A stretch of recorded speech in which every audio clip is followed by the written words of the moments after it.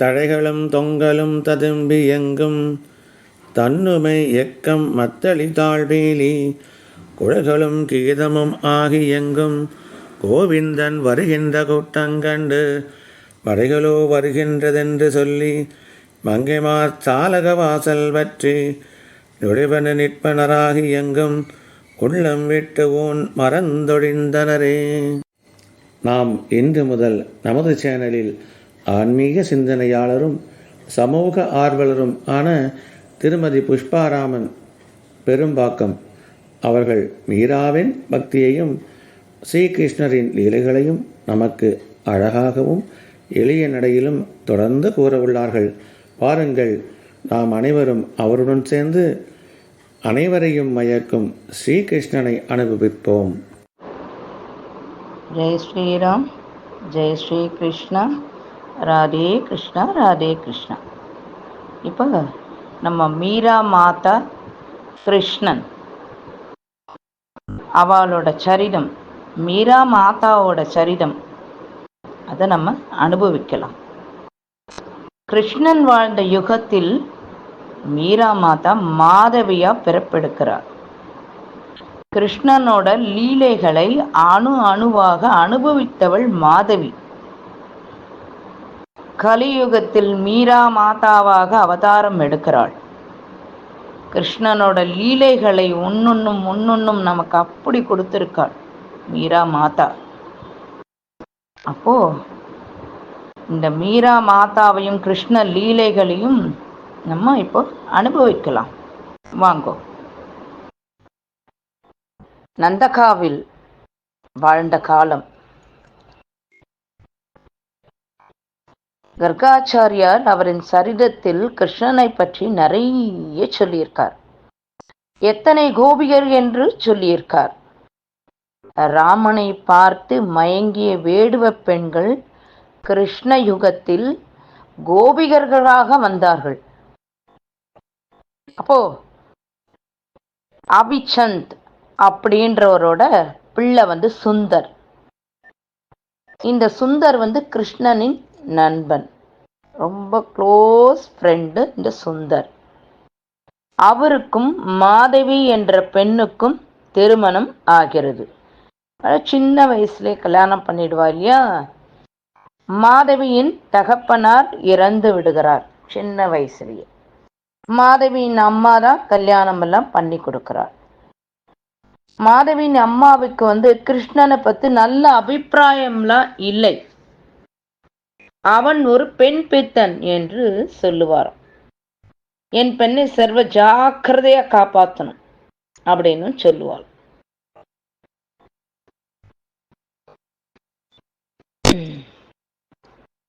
மாதவி பெரியவள் நன்ன வளர்ந்துட்டே வரா.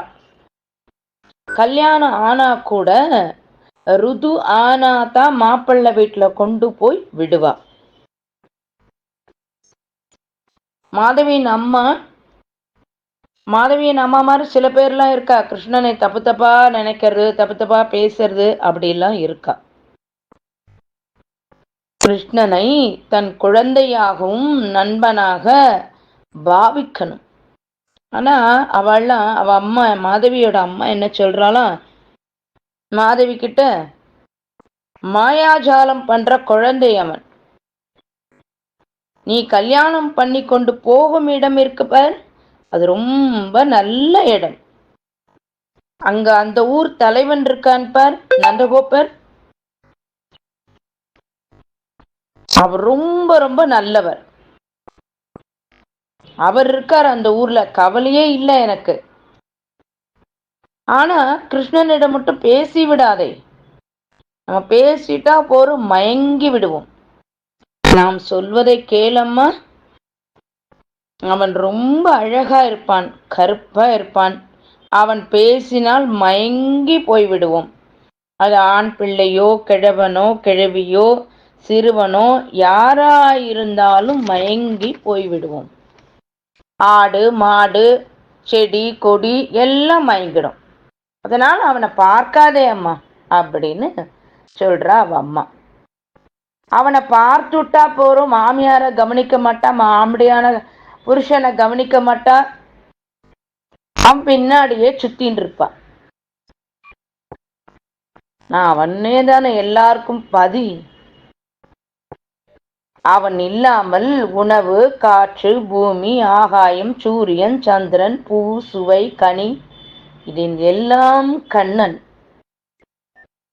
அவ அம்மா சொல்றா, ஜாக்கிரதையா இருக்கணும் அம்மா, அவனை பார்க்காதே, பேசாதே அப்படின்னு சொல்லி கொடுக்குற. சரி அம்மா, இதெல்லாம் நான் பண்ண மாட்டேன் அப்படின்னு மாதவி சொல்றான். அவள் மாதவி ருது ஆகிவிட்டால் மாப்பிள்ளை வீட்டுக்கு சொல்லி அனுப்பியாச்சு. சுந்தர் வந்தார். அவன் சுந்தர் அப்படி ஒரு அழகு, அழகுன்னா அழகு, சுந்தர்ன்ற பேர் ஏத்த மாதிரி அப்படி ஒரு அழகு. சுந்தரும் மாதவியும் வண்டியில் போய் கொண்டு இருக்கிறார்கள் நந்தகாவிற்கு. போயிட்டே இருக்கும் போதே வண்டியிலே நிறைய இந்த கிருஷ்ணனை பத்தி சொல்லிண்டே இருக்காராம் சுந்தர். கண்ணன் அப்படி பண்ணுவான், இப்படி பண்ணுவான், இதை பேசுவான், அதை பேசுவான், நிறைய சொல்லிண்டே போயிட்டு இருக்கார். நந்தகாவிற்கு வந்தாச்சு. சுந்தர் சொல்றார், அவனை பார்த்தால் ஆனந்தம், பேசினால் ஆனந்தம், நினைத்தால் ஆனந்தம் அப்படி சுந்தர் வர்ணிச்சுட்டு போயிட்டே இருக்கார். மாதவிக்கே தெரியாம கண்ணனை அப்படியே ஸ்மரணம் பண்ணிட்டே இருந்தாள். நந்தகாவிற்கு வந்து விட்டார்கள். கிருஷ்ணா அப்படின்னு கூப்பிடுறார் சுந்தர். கிருஷ்ணா, என் மனைவியை பார்த்தாயோ அப்படின்னு கேட்கிறார். கிருஷ்ணனுக்கு கல்யாணம் ஆகல, நண்பனுக்கு கல்யாணம் ஆயிடுத்து. அந்த ஊர் எல்லையில யார் கல்யாணம் பண்ணின்னு வந்தாலும் கிருஷ்ணன் தான் ஃபர்ஸ்ட் வரவேற்பாராம். கிருஷ்ணா குட்டி தான் போய் வரவேற்கும், குழந்தை தான். நந்தகாவிற்கு வரவேற்கப்பட்டது. சுந்தர் சொல்கிறார், கண்ணா, என் மனைவி எப்படி இருக்கிறாள் என்று சொல் அப்படின்னு சொல்றார். இரு நான் போய் பார்த்துட்டு வந்து உனக்கு சொல்றேன் அப்படின்னு குழந்தை கிருஷ்ணா குட்டி போறது. கேட்கிறார், ஏ பாபி, நீ ரொம்ப அழகு என்று சுந்தர் சொல்றான். அப்படியா, நான் பார்க்கட்டுமா அப்படின்னு குழந்தை கேட்கிறார். அவள் உடனே முக்காடு போட்டுக்கொண்டு முகத்தை காண்பிக்க மறுக்கிறாள். ஐயோ, இவனிடம் முகத்தை காண்பிக்க மாட்டேன், காதை பொத்தி கொண்டு பேச மாட்டேன் என்கிறாள்.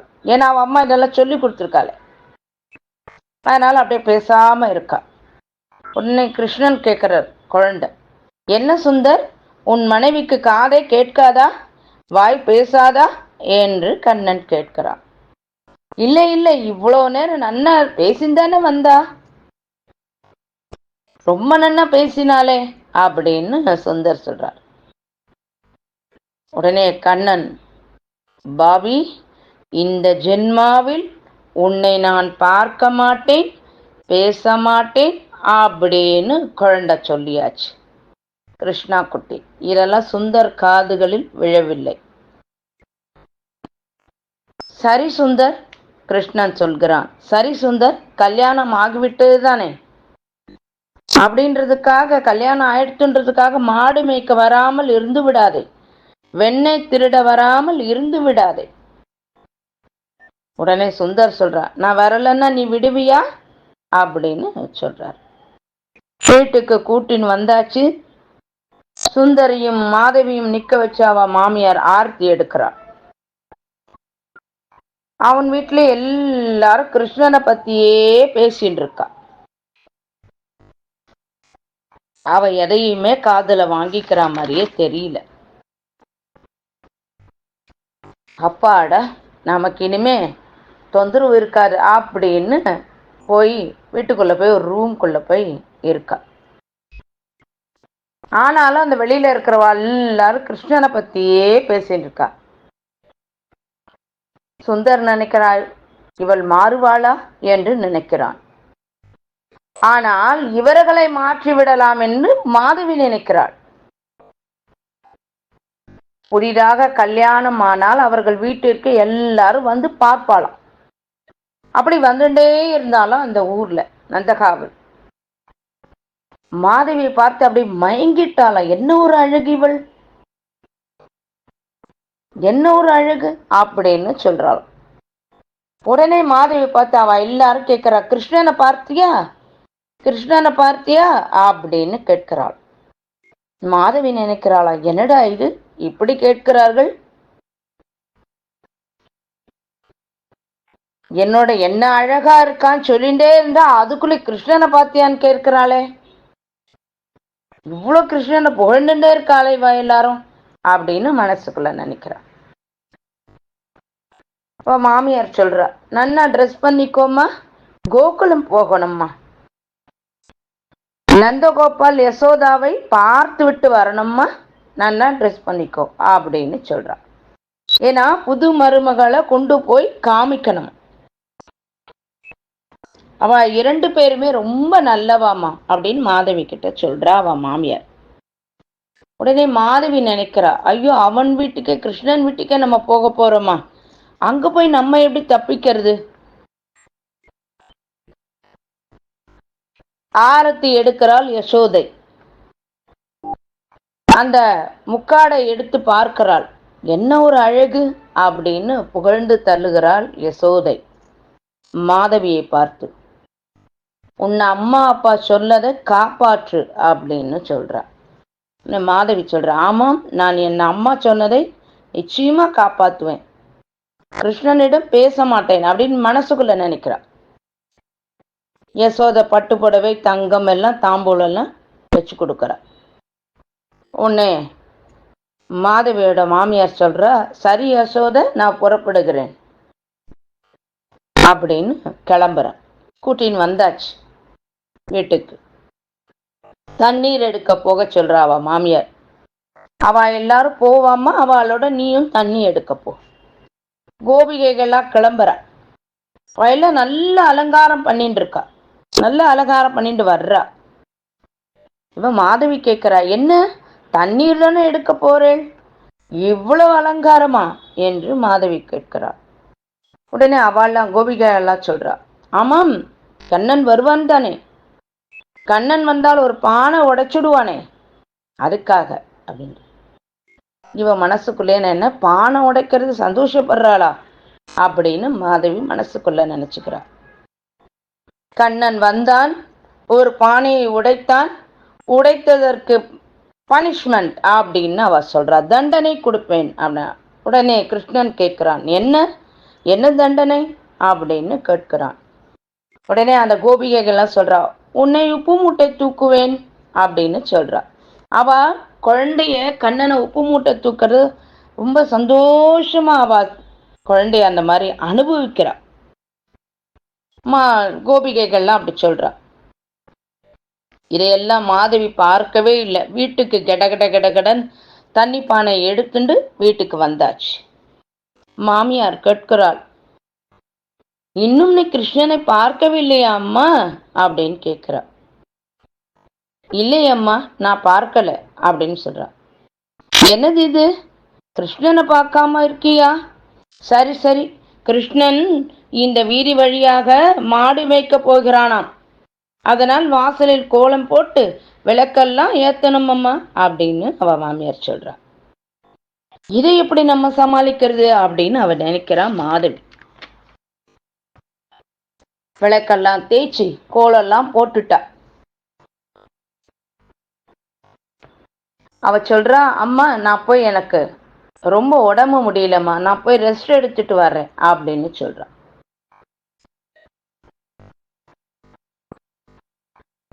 அவன் நினைச்சுக்கிறா மனசுக்குள்ள, இது என்ன கிருஷ்ணனுக்கு என்ன எல்லாரும் இப்படி மயங்கி போயிருக்காளே, நான் மட்டும்தான் மயங்காம இருக்கேன் அப்படின்னு சொல்றான்.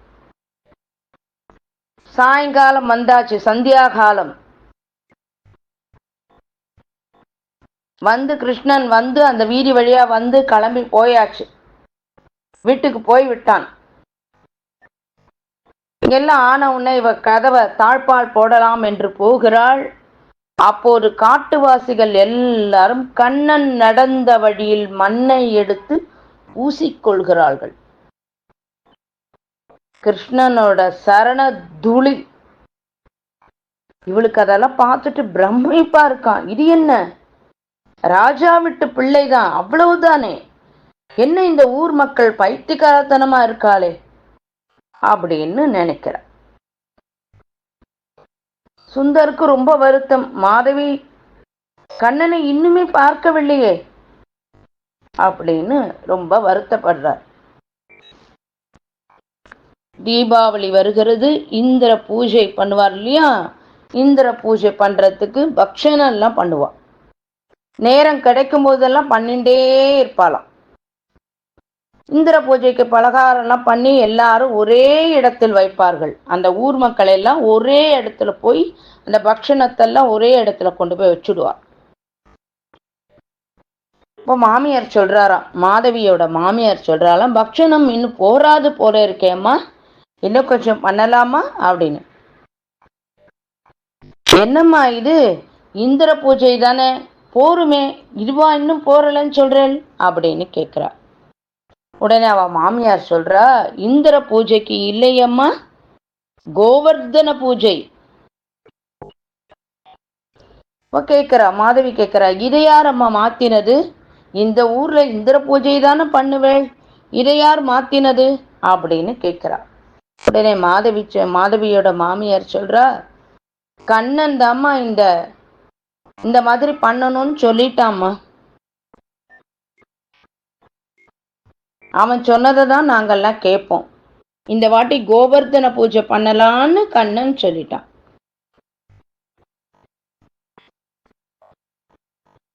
அவளுக்கு ஒரே கவலை, இந்த சாக்க வச்சு அவன் எங்கேயாவது நம்ம பார்த்துட போறான் அப்படின்னு ரொம்ப கவலை அவளுக்கு. ஜாக்கிரதையா இருக்கணும் அப்படின்னு நினைக்கிறா. கிருஷ்ணன் பின்னலையும் வெண்ணெய் திருடுவான், பின்னலை பிடித்து இழுப்பான், பானையை உடைப்பான். கிருஷ்ணனும் சுந்தரும் டெய்லி விளையாடிண்டே இருப்பாளாம். அவ்வளவு தவம் பண்ணியிருக்காவா. ஹே கிருஷ்ணா, ராதே கிருஷ்ணா. இதன் தொடர்ச்சியை அடுத்த பாகத்தில் காண்போம். ஓம் நமோ ராமானுஜாய நமக. தழைகளும்